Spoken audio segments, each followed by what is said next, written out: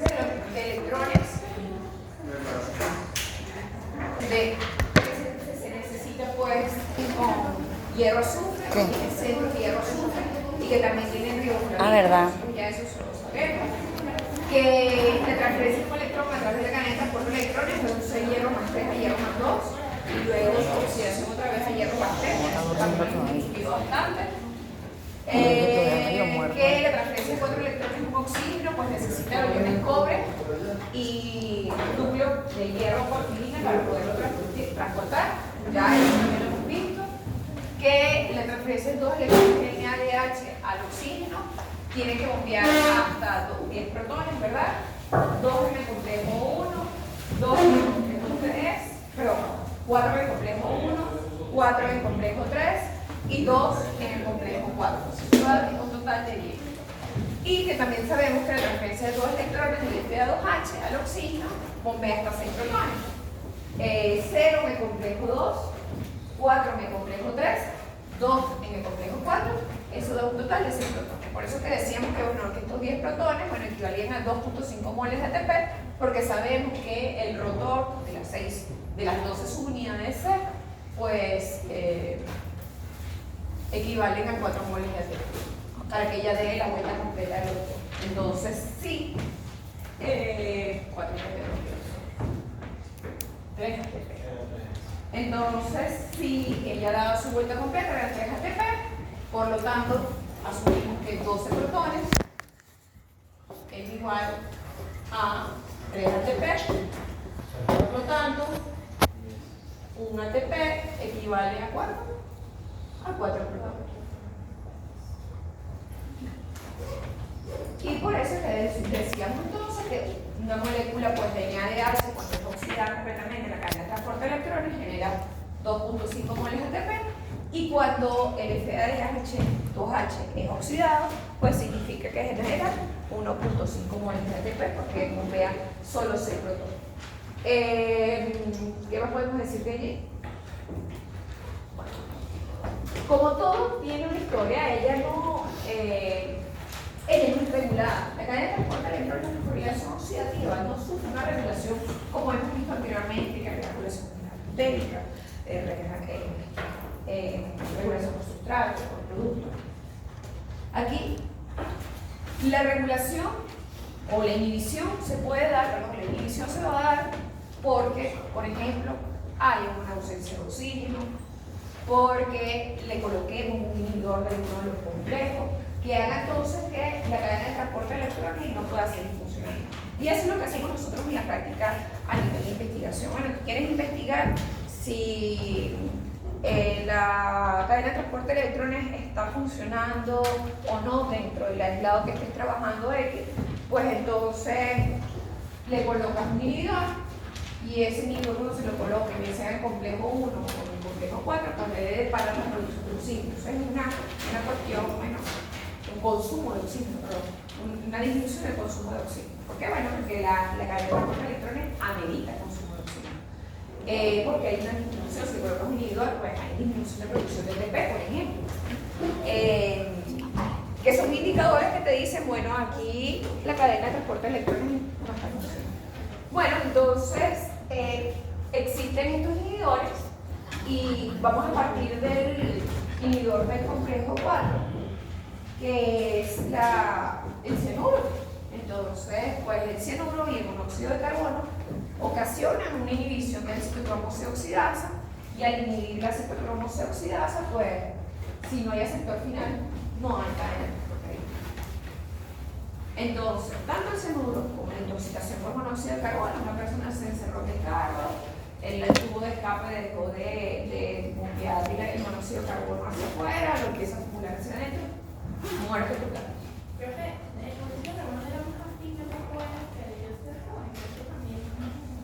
Si fuera más afín al grupo de hemo, bueno, sí, también, porque todos estos citocromos están constituidos por hemo.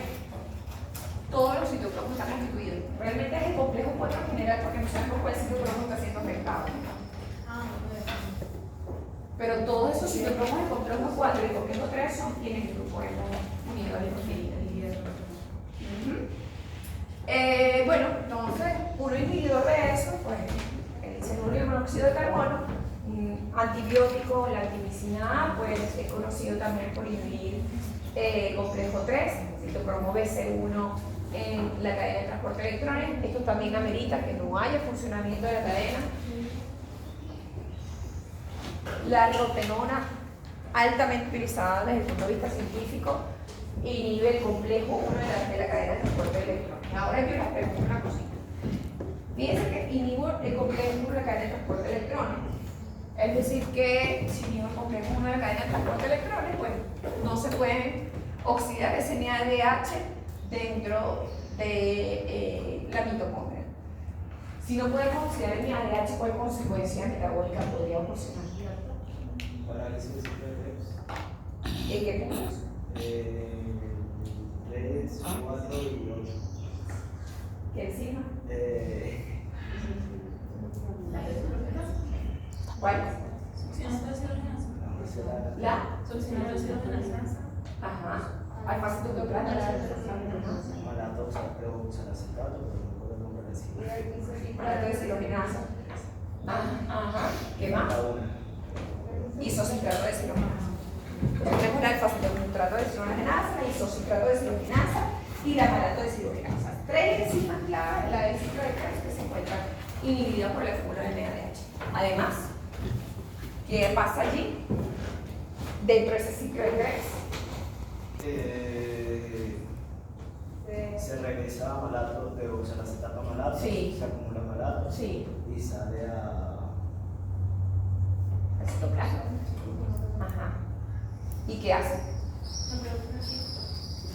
No produce energía, muy bien. O sea, óxido, ajá. Entonces no hay energía, queda otra señal intracelular. Ahora es citoplasmática. ¿Quién me puede decir? Ok, puede haber un ascenso de acetil-CoA.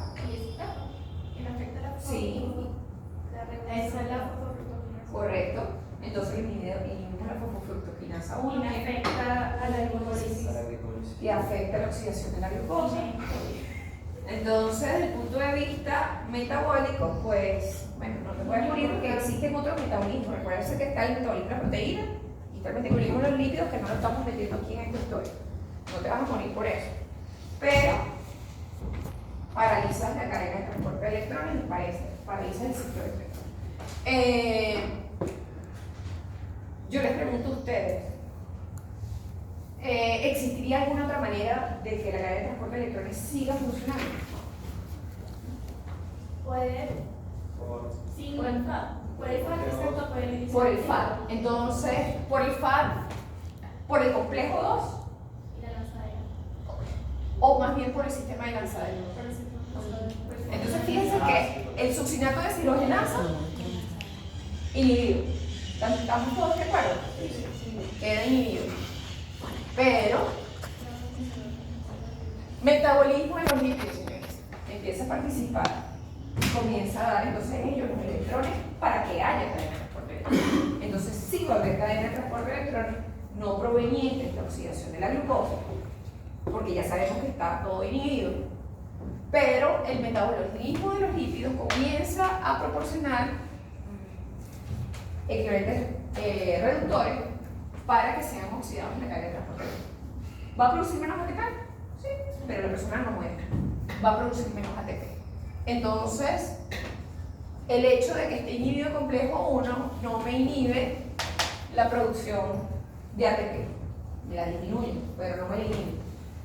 Y sigue habiendo un consumo de oxígeno. Entonces, si uno comienza a jugar con la célula y le coloca rotenona y todavía hay producción de oxígeno, quiere decir que, bueno, el complejo 2, las enzimas, el 3-fosfato de silogenasa y la flavoproteína de transferencia de electrones está funcionando. Es decir, que el metabolismo de los lípidos está formando parte de esta ruta metabólica.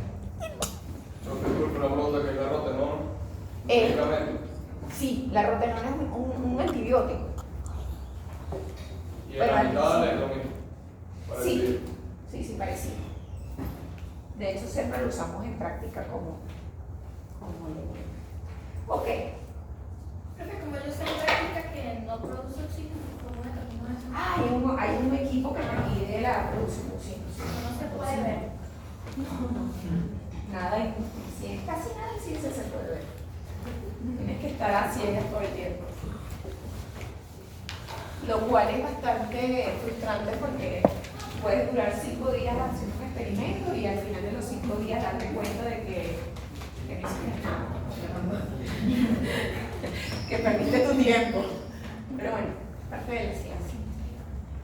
Y si uno lo disfruta, no es todo bien. Ok, fíjense que la ATP sintasa está bien, puede ser inhibida.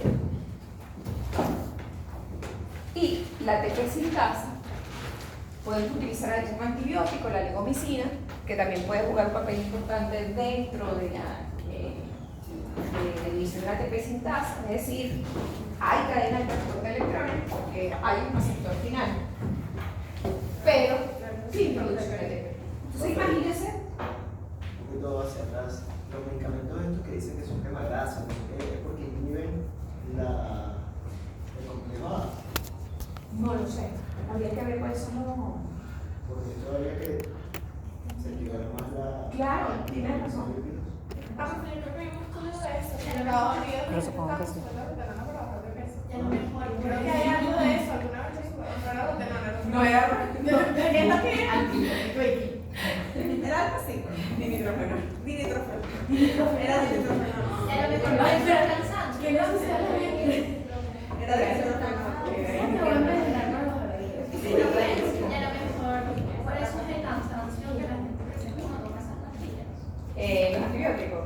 No, los quemadores de grasa. Ah, bueno, no, hay que ver cuáles son los ¿sabes? Los precursores, los ingredientes de esa, no sé cuáles son los ingredientes. Pero es interesante porque entonces si es así, como tú dices, inhibo la oxidación de la glucosa, favorezco el aumento de la oxidación de la grasa, lo que hace es que actúe la cadena de transporte electrónico y produzca menos ATP, por lo tanto tienes que oxidar más para producir más ATP.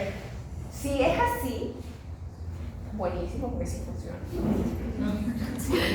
Metabólicamente debería funcionar.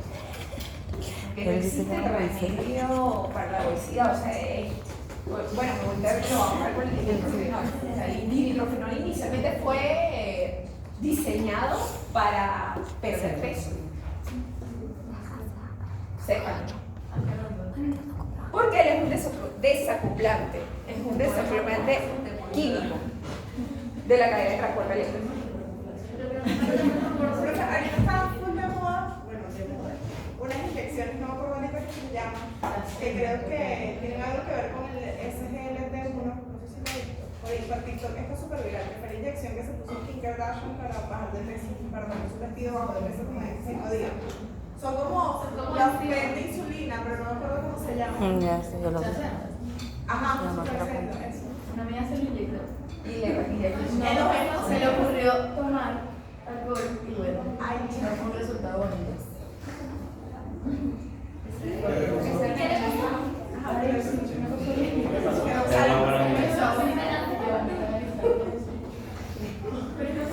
Sí, tú puedes creer que yo lo guardé como muy, Ya, ya está bien. pues no, esto es muy verdadero.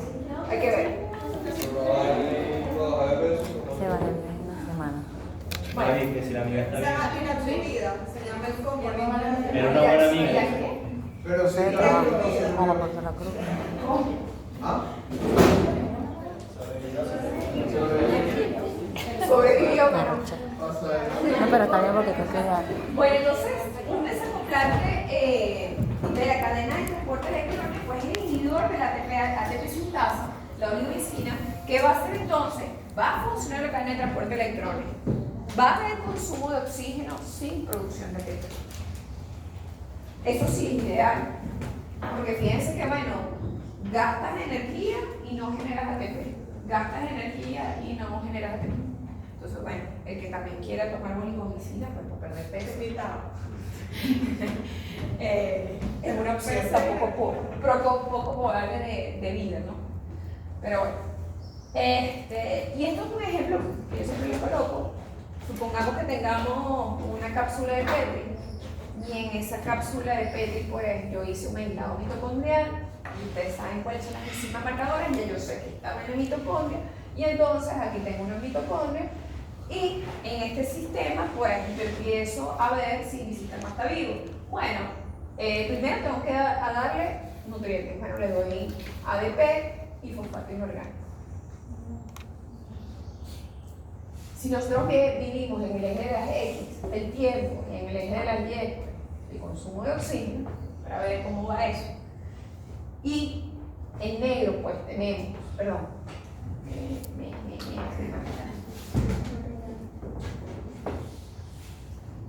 el tiempo, y en negro tenemos el consumo de oxígeno, y en rojo la síntesis de ATP. Bueno, yo le coloco ADP con fosfato inorgánico y empiezo a ver durante el tiempo a ver cómo esto comienza a reaccionar con la inhibición.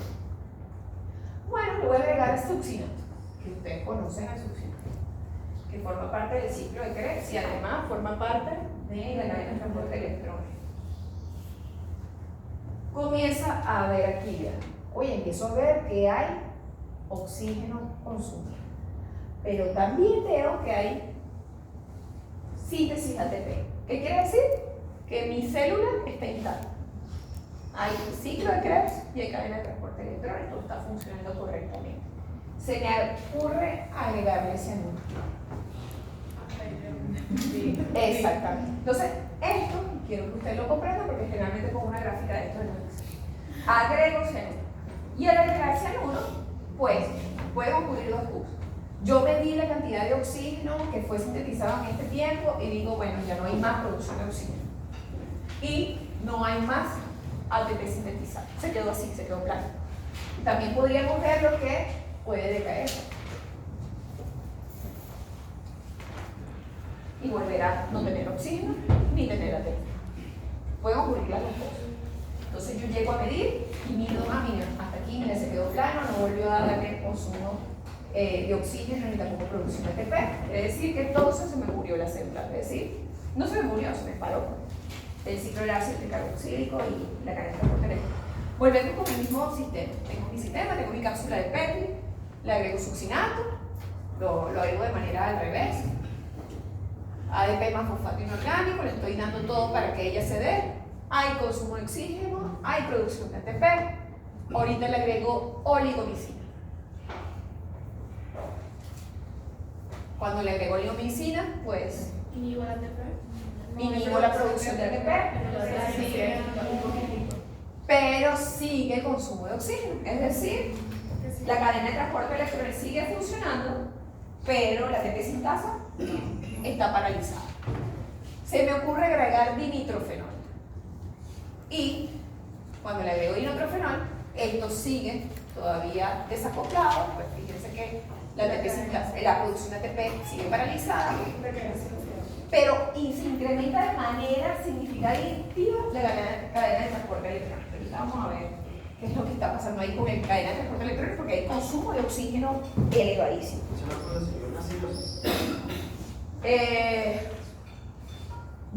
No produce acidosis porque el organismo, la cadena de transporte electrónico va a enviar protones hacia adentro. Ustedes no van a ver esto. Entonces, eso se llama lo que es un desacoplante, pues. ¿Por qué? Porque la cadena de transporte de electrones y el ciclo del ácido tricarboxílico están completamente acoplados. ¿Qué significa acoplado? Bueno, que mientras está funcionando uno, el otro está pues generando ATP y están acoplados, son una pareja. En el momento que se desacopla, se produce un desajuste desde el punto de vista eléctrico y energético. Entonces, bueno, esta lámina para demostrarles que existe un acoplamiento en la cadena de transporte de electrones y la producción de ATP, es decir, la fosforilación oxidativa, que hace que ambas estén funcionando al mismo ritmo. Fíjense, nosotros oxidamos, yo lo voy a decir al revés de los numeritos que están aquí. Nosotros oxidamos pues el NADH y generamos NAD por el complejo 1. Y esos esqueletos de electrones, de reductores y los electrones se van transportando de un complejo a otro con un bombeo de protones que ya nosotros lo conocemos. Si comenzó con el NADH, quiere decir que va a generar 10 protones bombeados y 2.5 moles de ATP. Pero lo más importante es que, bueno, se genera su molécula de agua y este bombeo de protones hace que se genere esa fuerza protonómica que hemos discutido anteriormente, o ese gradiente electroquímico que hace entonces que yo empuje los protones ahora en favor de su gradiente de concentración, en contra de su gradiente de concentración, utilizando la ATP sintasa. Y esa energía con que empujo y muevo ese rotor hace que yo entonces sintetice ATP a partir de ADP. Yo nunca les mostré el rotor, cómo funcionaba. Sí se lo mostré. Entonces, generó el ATP. Y bajo estas circunstancias, pues ambas están acopladas. Esto no va a funcionar con mayor rapidez de lo que pueda funcionar. Y voy a generar ATP según la necesidad, según la cantidad de ADP que yo tenga dentro de la mitocondria. Si tengo mayor cantidad de ADP, como ella dice, vamos a acelerar el paso, vamos a generar más, vamos a producir más ATP, por lo tanto, óxido más NH y aguas arriba, pues siguen los ciclos oxidando más el combustible. Bueno, como les dije anteriormente, bueno, esta fuerza cuando se desacopla es porque la ATP sintasa está fuera de su actividad. Y siempre se sigue generando esa fuerza protomotriz, pero porque estoy generando el gradiente, estoy generando esos protones que están en exceso en el espacio intermembrano con respecto a la matriz mitocondrial, las cargas positivas y las cargas negativas, lo que hace que yo siga teniendo mi fuerza protomotriz, pero no tengo con quién ingresar o producir el ATP. Entonces estos protones comienzan a ingresar a la matriz mitocondrial con otro elemento.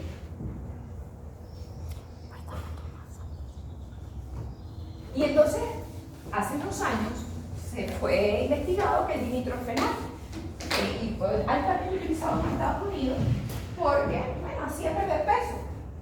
Ellos sabían que el dinitrofenol, por ser altamente liposoluble, él podía, liposoluble y además, él se combinaba con los protones y podía arrastrar protones desde el espacio intermembrano a la matriz mitocondrial sin necesidad de utilizar la ATP sintasa. Entonces esos protones podían ligarse a este dinitrofenol porque la molécula le permite ligar protones, y recordando que los protones no pueden ingresar solos dentro de la matriz mitocondrial, entonces en vez de usar la ATP sintasa utilizamos el dinitrofenol porque el dinitrofenol los ligaba de manera más fácil.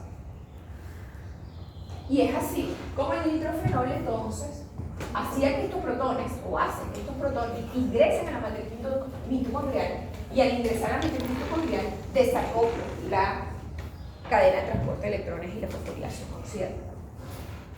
Hay consumo de oxígeno porque la cadena de transporte de electrones sigue funcionando y hay movimiento de protones desde el espacio intermembrano a la matriz mitocondrial. O sea que la fuerza fotomotriz la estoy incluyendo. Sí está trabajando la célula como que sí tengo una ATP sintasa. ¿Eso qué señal le da a la célula? Bueno, sigue oxidando porque los protones están entrando.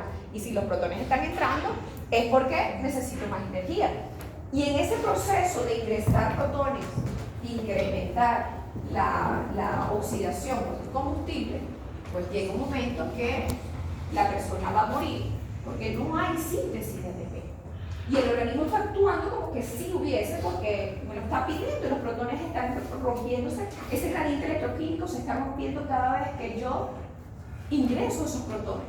Y en esa necesidad de mantener el gradiente electroquímico y la fuerza protomotriz, pues eso continúa hasta que llega un momento que no tengo ATP y muere la célula. Y la gente moría. Adelgazaba, sí, los primeros días estaban perdiendo peso de una manera significativa. Pero bueno, terminaban muriendo porque no producían ATP. Pero fue una pregunta. Yo para el laboratorio había leído que solamente el 10% de las personas que lo consumían morían.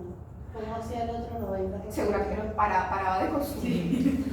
Es muy probable, pero no lo podías mantener durante la vida. O sea, durante un mes o algo así. Seguramente paraba. Y es más o menos lo que ocurre normalmente en el organismo. Nosotros tenemos una tasa metabólica de reposo que ustedes lo van a ver cuando vean nutrición humana, o algunos ya lo están viendo porque la pudieron inscribir. Y esa tasa metabólica de reposo corresponde a esa energía que trata el organismo, o en este caso la mitocondria, de mantener el gradiente electroquímico. Puede haber esos protones se pueden disipar en algún momento, ya sea porque hay un escape de protones que puede existir.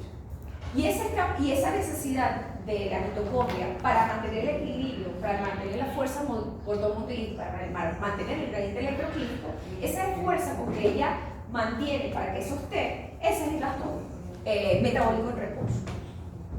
Nosotros constantemente estamos luchando para que el gradiente se mantenga. La mitocondria está constantemente luchando para que el gradiente se mantenga.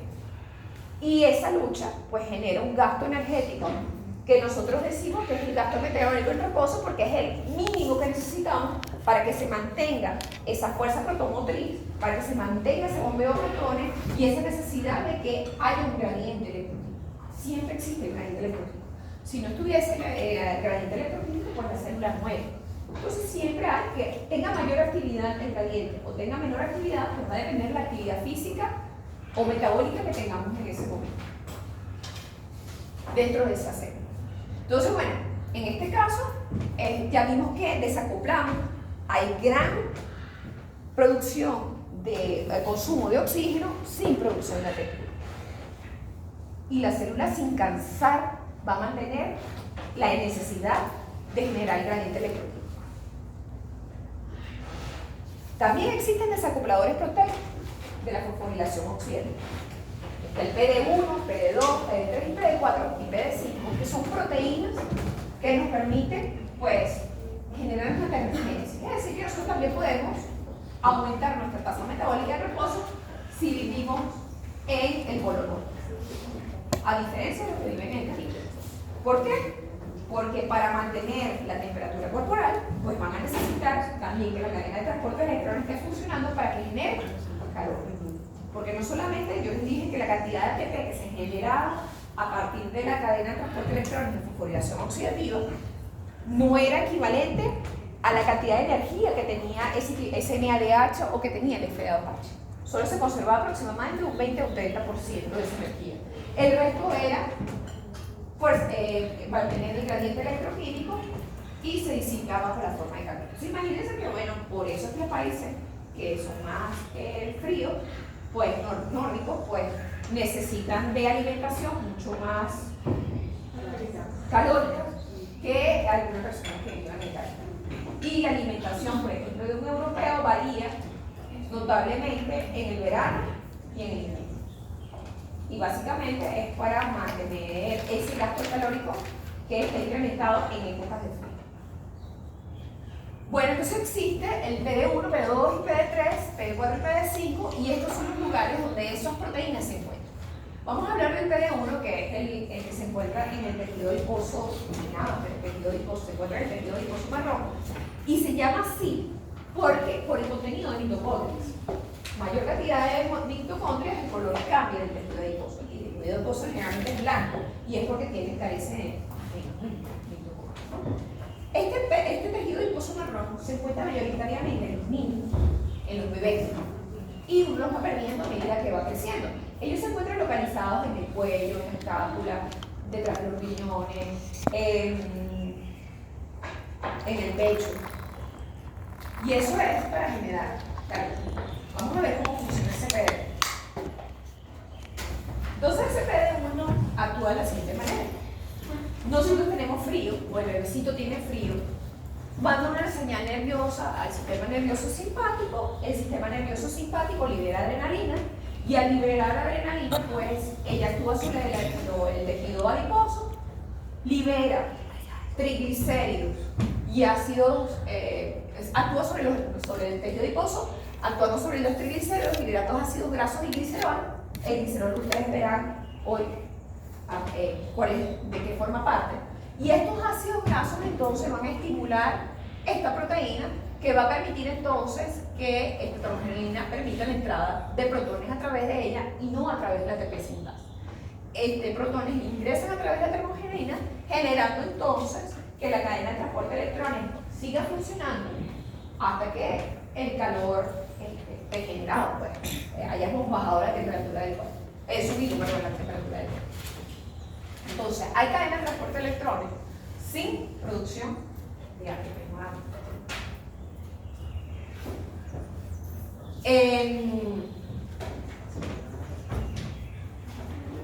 Entonces, bueno, se libera calor y esto genera entonces que el cuerpo se caliente.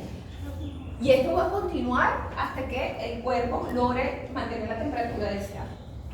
Entonces fíjense que como el frío puede estimular entonces el gasto energético, el consumo de estos ingredientes reductores para producir calor. Entonces todo va liberado bajo la forma de calor.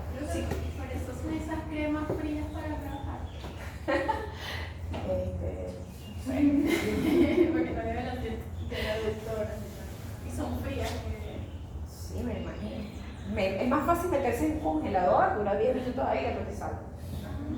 Digo yo. También hay esas cosas. Sí, eso sí lo he visto. Bioterapia. Meterse en una nevera, dura ahí sin abrigo y después sales ahí. Bueno, Una buena terapia va a hay perder unas peso. terapias estéticas que es con frío localizado para que supuestamente bajen medido de. Bueno, Pero pero pregunto, ¿y Más eso nada, sucede en no, las no. duchas frías, por ejemplo? sí, imagino. Sí. ¿Las duchas frías para qué? Para perder Está peso. frío, o sea, está como más frío así con todo. Claro, bueno, pero sí. Claro, esto va a funcionar. Yo me puedo bañar con agua fría. Y puedo bañarme. Dos minutos. Sí, exacto. Si duras mucho tiempo. Eso puede funcionar si duras mucho tiempo. El organismo entonces va a tratar, desde el punto de vista bioquímico, a nivel mitocondrial va a tratar de generar calor. Eso es lo que uno dice como que recurre al agua. Exacto. Sí, aquí se mete al agua del río, que está fría, y bueno, al principio pega. Posteriormente, la mitocondria va a tratar de Está generar disipando calor y se va regulando la la temperatura. temperatura. Pero usted está hablando aquí de cuando vivimos en un lugar que ya es por ser frío y no hay manera, pues, entonces tiene que pasar esto a nivel basal. Sí. Correcto. O lo pasas tú si te metes en una nevera, sin abrir. Yo le digo, bueno, si quieren perder peso, bueno, si no quieren hacer ejercicio, se meten en una nevera 10 minutos sin ropa. Y eso va a ocasionar que tengas gasto calórico. Pero durante 10 minutos y ya. Pero hay que ver qué eso significa. O 20 minutos, lo que puedas aguantar. Y esto no tiene una cierta inercia. A ver, que se adapte. No, que por ejemplo tú pases 10 minutos, pero hasta que no se regule la temperatura corporal siga pasando este proceso. Correcto. Sí. Pero no se va a regular. Porque pues, el frío va a ser tan fuerte que, bueno, eso es lo que ocurre en la hipotermia. O sea, tú puedes aguantar el frío y el organismo, y la mitocondria. Que los adultos tenemos menos células. La mitocondria va a tratar de mantener la temperatura, pero es tanto el frío y durante tanto tiempo que al final la persona muere de hipotermia, no logra controlar la temperatura. Entonces no tenemos tanta tejido de gasopado.